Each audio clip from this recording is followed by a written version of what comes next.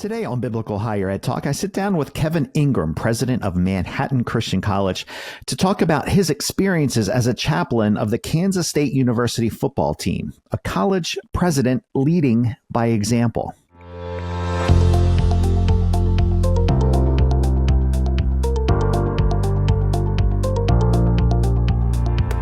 Thank you for tuning in today. I'm your host, Philip Dearborn, president of ABHE, and my guest this week is Kevin Ingram.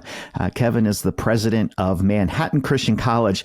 And Kevin, you and I were together a month ago or so at our Midwestern President's Gathering, and something that you all have done for a number of years. A lot of our Midwestern colleges kind of pull together every fall, and we were just kind of chatting off to the side, I think, during one of the meals, and found out something very interesting about you, that as if being the president of a college wasn't a full-time job enough. You are also serving as a chaplain of the Kansas State University Wildcats football team, which is a D1 school. And so I thought it would be great to hear kind of how did that happen and kind of what your experiences have been. So I said, let's do a podcast episode. And so welcome to the show. Well, thank you very much. For one, it was always great. It's always great to see you, and I enjoyed seeing you in Kansas City. And we were eating a little Kansas City barbecue when we were talking, which made it even better. And because that's great barbecue. But I think Dave Fincher from Central in Moberly was the one who said, "Hey, are you still doing that K-State gig?" And I said, "Yes." And that's where the conversation started. That's great. It is something really unique that I get to do. And, great question. How did it all come about? And really have to go back. I graduated from MCC in '86 and went to local church ministry. And when I look at where I am today, really what helped lay the groundwork for where I am today started back then because I was a youth pastor in Western Kansas. Okay. Horrible high school football team. I've been 0-27 the last 3 years. None of the teachers wanted to coach. And as a youth pastor, part of my heart has always been being a part of the community.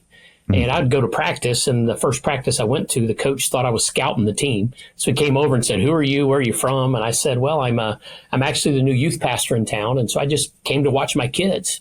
And the next year, nobody wanted to coach. And so he said, "Hey, would you be willing to coach? You played high school football, you know the game." And I went to the elders, and the elders said, "You know what? We need to be involved in the community. This helps you be in the fabric of the youth that you're ministering to." And so for my last 2 years in Oakley, I coached high school football.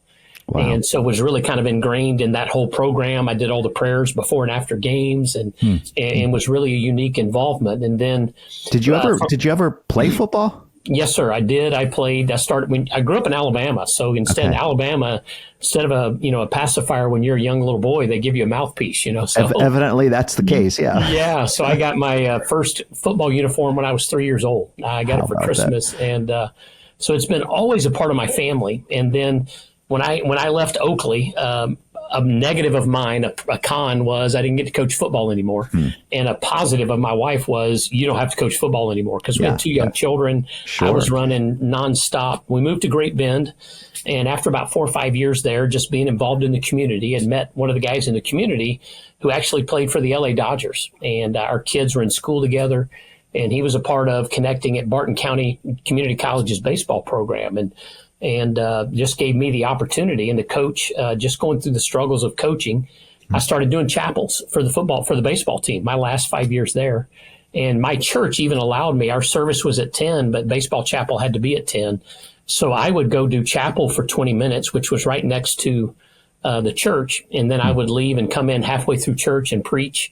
But our elders realized, hey, this allows us to reach the community. Right. All of that laid the groundwork for me being in Manhattan. And after being here about 18, 19 years, serving here at MCC, I came here in 99.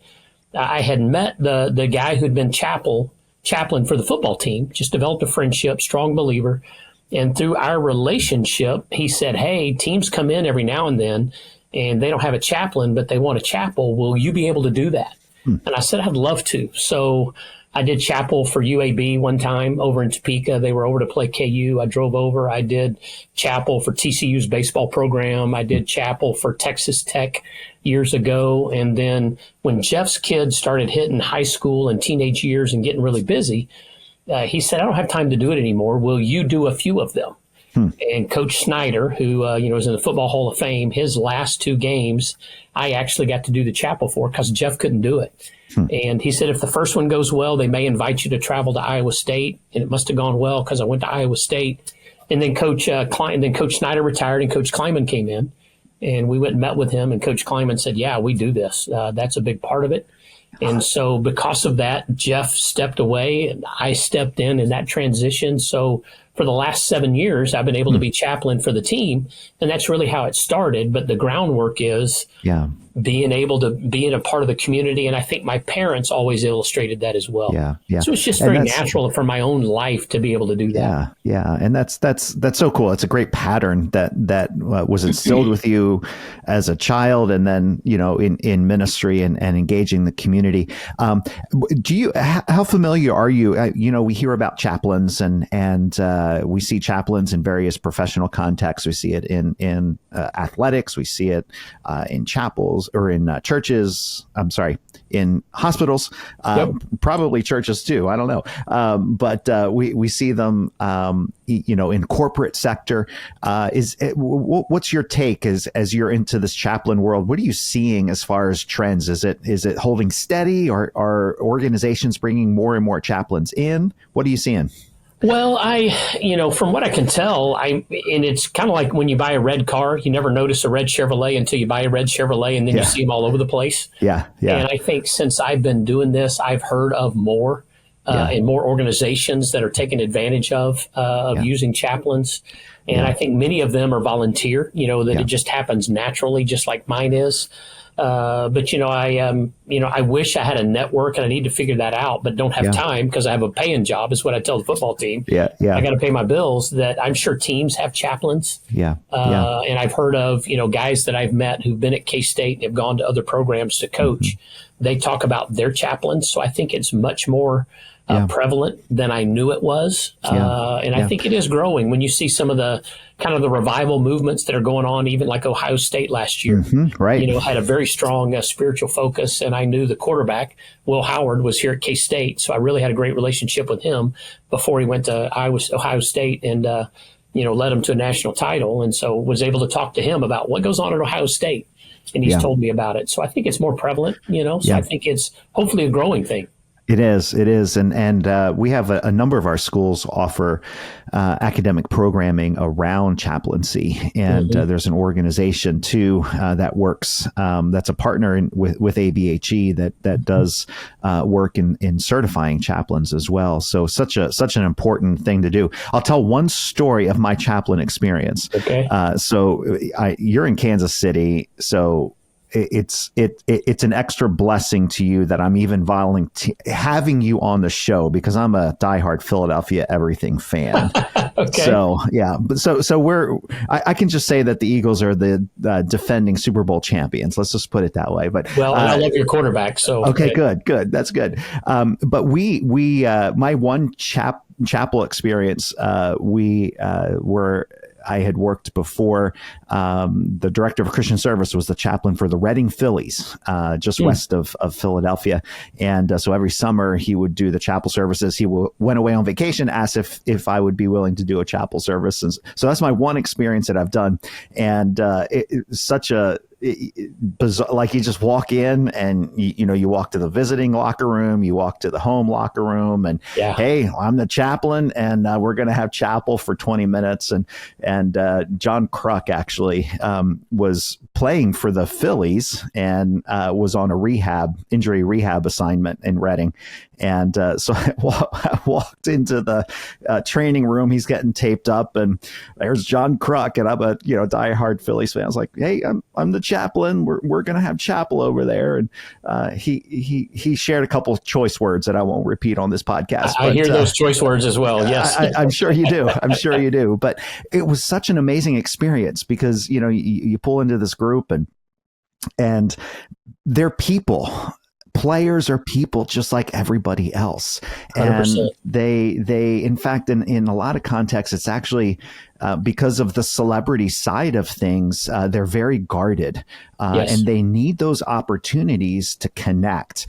And I'm sure you'll a little bit later, I asked you to share a couple of those stories. But but before we do that, so we're recording this episode. You're about ready to go on the road. Talk to us what a normal fall football weekend looks like for you as the chaplain. Well, what's unique is I'll talk a little bit more about a road trip, but what's unique is a home game and a road game are pretty much the same from a schedule perspective once we get to the hotel. They stay in the hotel, whether they're on the road or whether we're at home. And that way it's the same every weekend. Their meals are the same. The schedule's pretty much the same. But like today, we're preparing to go to KU. We're playing Lawrence tomorrow.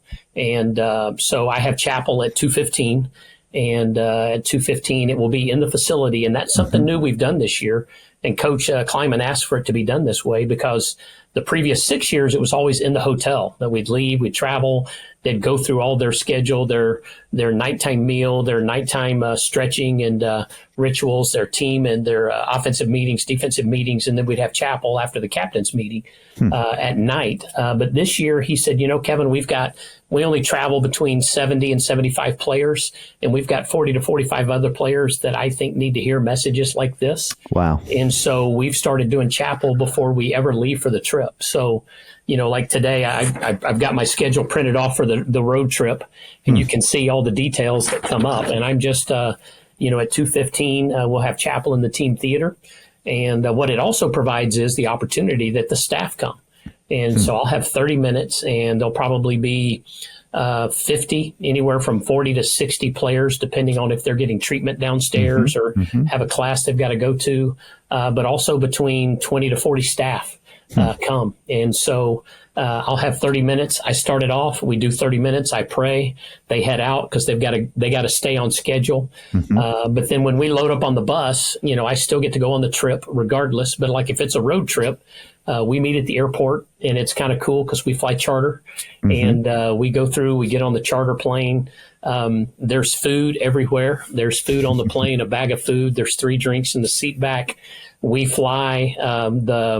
When we get off the plane, the buses are within 50 yards. We walk straight on the bus on the tarmac, have police escort to the hotel. And once we get to the hotel, it's pretty structured. We know the players are doing this. One of the places I've benefited and been blessed by are the friends I've developed who are also other volunteer support staff, the team docs, team chiropractor, the others who are on the road. We don't eat with the team. They give us a per diem. So we all go to supper together, and we get to connect and get to know other people in the community. And then afterwards, when the players are done, the lobby of the hotel is full with parents and girlfriends and wives. And so I love that part of it. In fact, one of my friends, the team chiropractor, harassed me that Kevin's about to work the room, and so I come back to the hotel and encourage parents and ask them how they're doing and how their son's doing and just connect and what's going on in their world. And then like tomorrow morning, we have an 11 a.m. game. So we'll be loading up to go to the our buses load at 8:30. Buses depart at 8:35 because it's only about a 10-minute ride to the stadium. And it is geared by every 3 to 4 or 5 minutes. Something changes until game time. And so what I do early morning is, I think I told you this in Kansas City. My roles, I'm a preacher, I'm a prayer, and I'm a butt slapper. I'm the encourager on the sideline. And so I'll wake up early tomorrow morning, and I take the travel list, which I print off of the travel squad and who all's traveling. And I literally pray by name through the travel squad list and the coaching and staffing list, and just lift them up, that God would help them be their best, that God would protect them, and help them play safe, and just to be able to give him the glory for what they do that day. And so I pray through that every morning, and then I text every one of them. I've got my coach group text, I've got my support staff text, I've got my player text, and I just remind them, hey, I prayed for you today.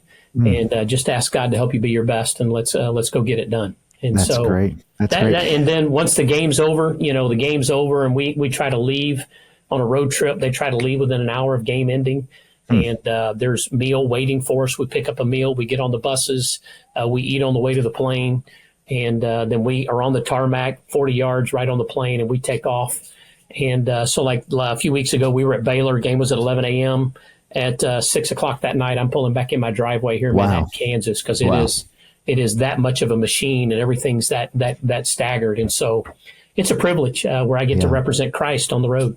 Yeah. Yeah. Well, thanks for sharing that and pulling back the curtain a little bit. So really the only formal time that's established schedule wise is the chapel service itself. So then everything else that you do traveling with the team, that's something that over the last 7 years, you've kind of developed a pattern and a rhythm to, but it's all what you do, right? And it's yeah. And here's an example. And I think chaplaincy so often is a ministry of presence. Yeah. I've read some articles about this, right time, right place. And I can remember a number of years ago, one of the players had lost his dad that summer. And he had played the first 3 quarters. We were up 35 points. He was done for the day. His helmet was on the bench. And we're just standing there. And out of the blue, I just said, "Hey, I heard about your dad. I'm really sorry." I said, "I lost my dad 2 years ago." And for 10 minutes on the sideline in the middle of a fourth quarter of a D1 football game, he unpacked what he'd gone through that summer. Wow. And it was a relationship that connected us, that has kept us connected. And so, people say, well, you just are on the sideline. No, it's amazing what you can get into. A couple of weeks ago, one of the players got injured, and he was just sitting on the bench in the fourth quarter at Baylor. I just sat down on the bench and prayed with him. And we just prayed on the bench in the middle of the game. He wasn't going back in. And so it's really an awareness of the opportunities and that God uses to connect in those moments. And so I just try to be present and be aware and be where my feet are and notice where I can be used. So many great lessons about discipleship there, where especially, and I think it translates well then onto our college campuses, where we have programmed things, formal events, but so much of discipleship, so much of encouraging others happens in the unscheduled times, and practicing presence is such a critical piece to being able to minister to people and just being there. You don't necessarily know, but God has these divine appointments that he sets up. Right. Talk to us why I know that you're a busy guy at your I know what it's like to be a college president in our context. So why is it important for you to do the full-time job of a college president, but then also serve as a chaplain? Yeah, that's a really, it's a multi-layered answer. For one, as I've already shared, it's kind of who I am. Yeah. I love being involved in the community. My parents exampled that to me, gave me the example. So I love that. But it is also a part of, for one, I'm a pastor. And being a college president, I've got to look at health insurance, building insurance, questions, concerns. I got to look at accreditation visits. I got to look at what's going on in the federal government. And I'm just a pastor by heart and by training. And so this puts fuel in my tank that I get to do that. But really even deeper than that for me personally, when my students at lunchroom, I'll be sitting there eating lunch with them, so you're the chaplain for K-State football. Why do you do that? And I said, well, for one, I give them those answers, but I see it's also for me that we challenge you guys to serve. And we encourage you to get in churches and campus ministries at K-State and local schools and nonprofits. Like yesterday, we had our networking day, and we had 18 different nonprofits on our campus that gave the opportunity from a local perspective for service, like the local Christian school was there, but then also a camp that was from Western Kansas was there, and churches they're talking about summer internships and residency programs and just even regular day involvement here on campus. And so when they asked me that, I said, this is where I'm doing it. I need to be, if I'm going to be the best leader that I can be, for one, I need to be serving, and I need to be an example. And this is where I can do it. And I said, we don't live in a bubble, because MCC is right in the heart of Manhattan, Kansas. K-State's right across the street. The Bar District is a block to the east. I mean, that's where we are. But I said, this allows me out of that bubble. We're not in a bubble, but it allows me to interact with the world. Yeah. And I get to be an example to you of God, me taking my time and talent and treasure, which is so much more than a 50 to 60 hour week job. And then, it's not being a president, it's not a 40-hour a week job. Like Sunday, I'll be out of town in Lawrence. Saturday, Sunday, I go to Omaha for an alumni event with our alumni, be back in the office Monday. But this is where I interact with the world, and I'm an example of service, where I'm taking what God has given me and using my time and my talent and treasure and volunteering in the community to make an impact for Christ. Yeah. So two great leadership lessons that came out of that answer. First one, I love how you started it off, that as a college president, you're looking at spreadsheets, you're looking at health insurances, you're looking at accreditation and and what's the federal government doing and what's the impact on it, and working with faculty and curriculum. And you mentioned the fact of finding the thing that fills your cup, finding the thing that brings you joy, that brings you passion. And for some people, maybe it is accreditation and looking at spreadsheets and whatever else. That's fantastic. But as a leader, it's so important, especially those who have been called to serve, to find that thing that fills them up as a leader, because all of those other things will drain you dry. And it's not a question of time. Like you just said, you're a busy guy. You're 7 days a week. College presidents are 7 days a week, but you found that thing that brings you joy, and that's scratching that pastoral itch that God has given you, the gifts, talents, abilities to serve Him. And I get it. Sometimes you get lost in the tyranny of the urgent and the day, and you miss out on opportunities to minister, which is cool. I love ABHE's STEM, which I've heard through over the 27 years of being at MCC: scriptural, transformational, experiential, and missional. And this is where I get to experience it and be a part of it and be an example of that. And that's what we encourage in all of the ABHE colleges and students. Yeah.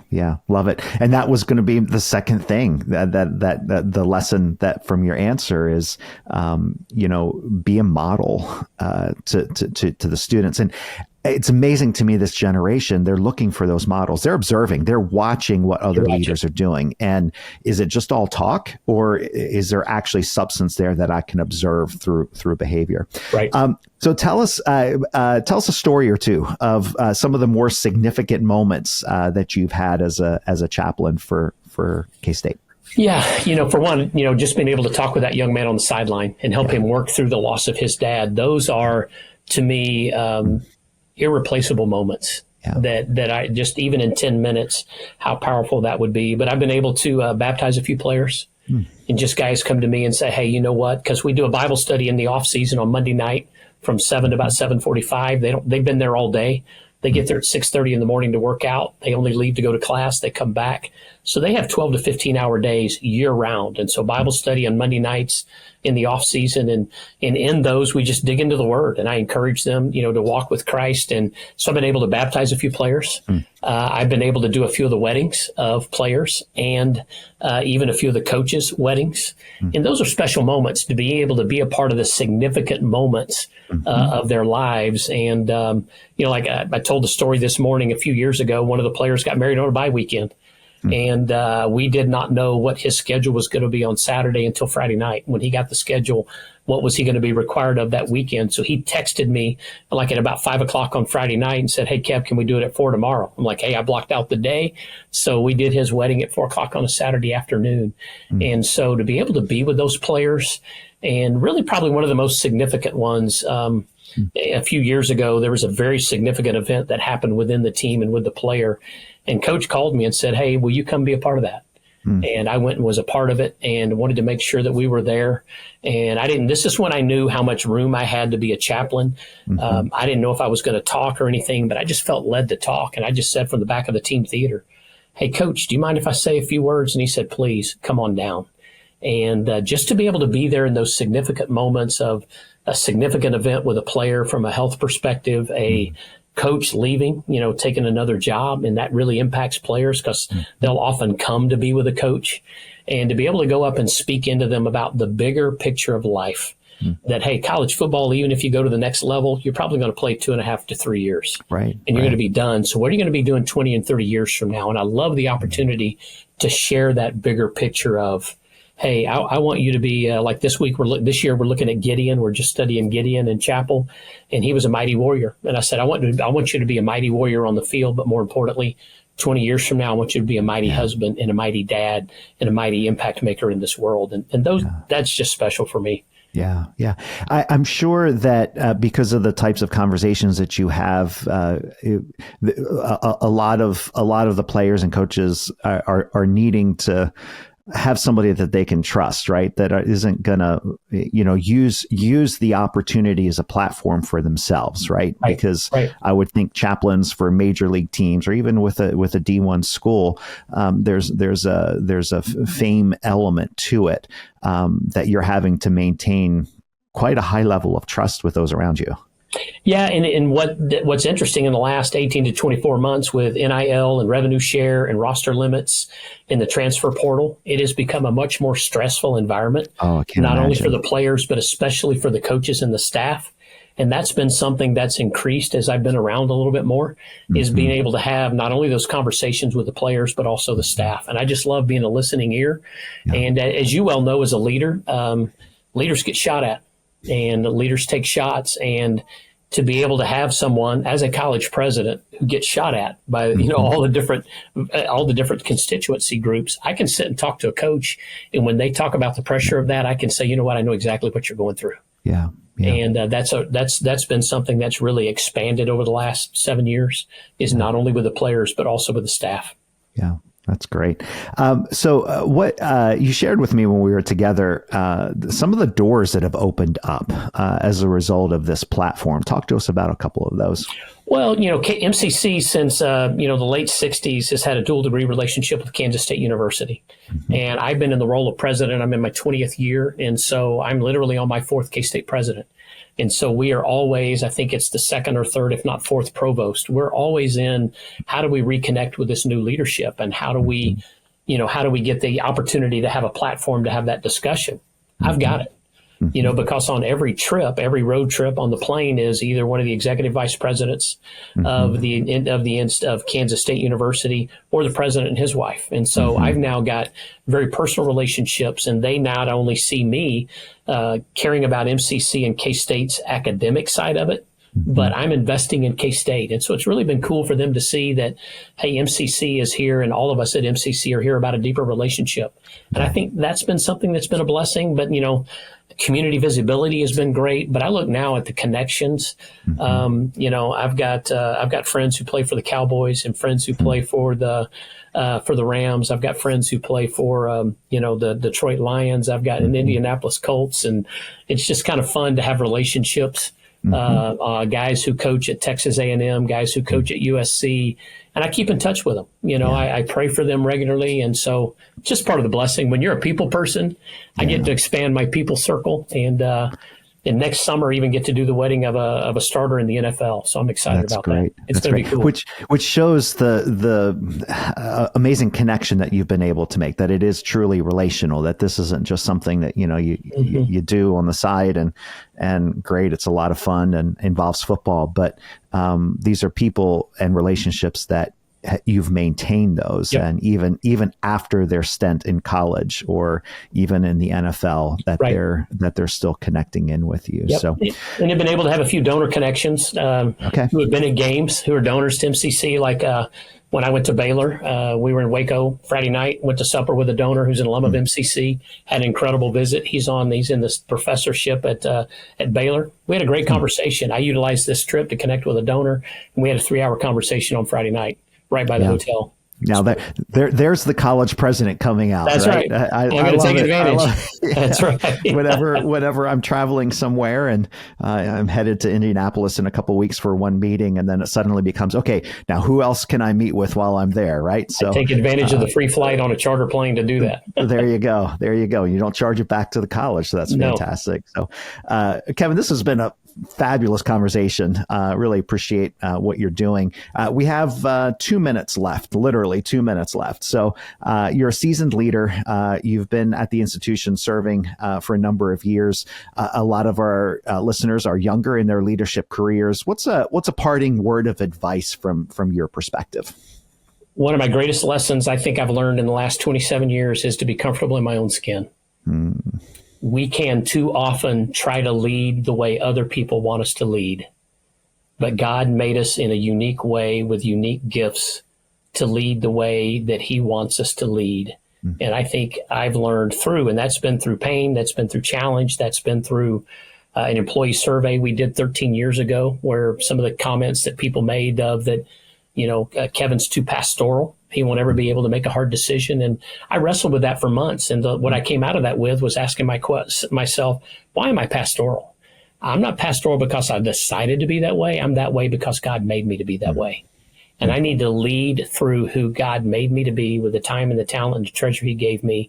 And so to a young leader, in a world that's trying to shape us through social media and opinions and everything else.